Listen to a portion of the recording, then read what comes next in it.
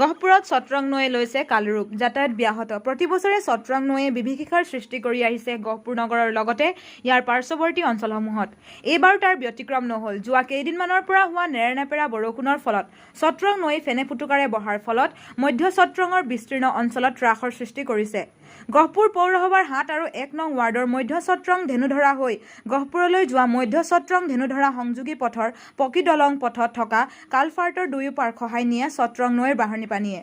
ইয়াৰ ফলত এই ৱাৰ্ডৰ বাসিন্দাসকলৰ গহপুৰ নগৰৰ ফালে যোগাযোগ সম্পূৰ্ণভাৱে বিচ্ছিন্ন হৈছে।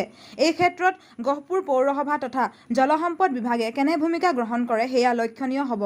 News desk report PPN digital. পাৰ আচলতে ভাঙি যোৱা পৰিলক্ষিত হৈছে। গহপুৰৰ চট্ৰঙৰ ইয়াক কালৰূপ।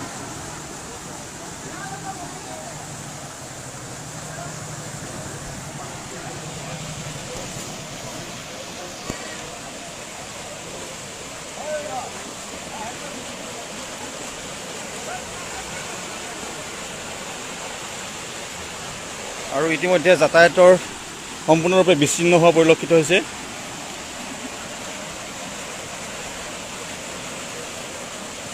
প্ৰতি বছৰৰ দৰে এইবেলেও চট্ৰঙে কালৰূপ ধাৰণ কৰা পৰিলক্ষিত হৈছে। আৰু নিশাৰে পৰা অহা যি মুষলধাৰ বৰষুণ, সেই বৰষুণৰ ফলত চট্ৰং নদী উফন্দি উঠা পৰিলক্ষিত হৈছে। আৰু এয়া হৈছে মধ্য চট্ৰঙৰ যিখন মূল দলংখন দুয়ো পাৰ আচলতে ভাঙি লৈ যোৱা পৰিলক্ষিত হৈছে।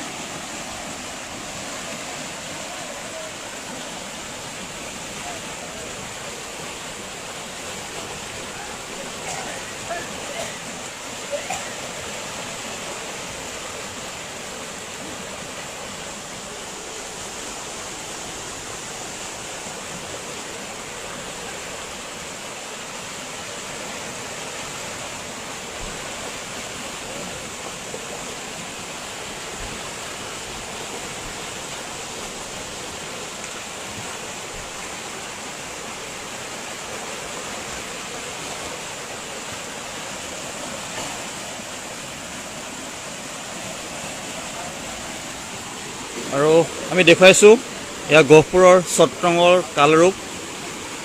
নিশাৰে পৰা অহা যি মুষলধাৰ বৰষুণ, সেই বৰষুণৰ ফলত চট্ৰং নদী উফন্দি পৰা পৰিলক্ষিত হৈছে।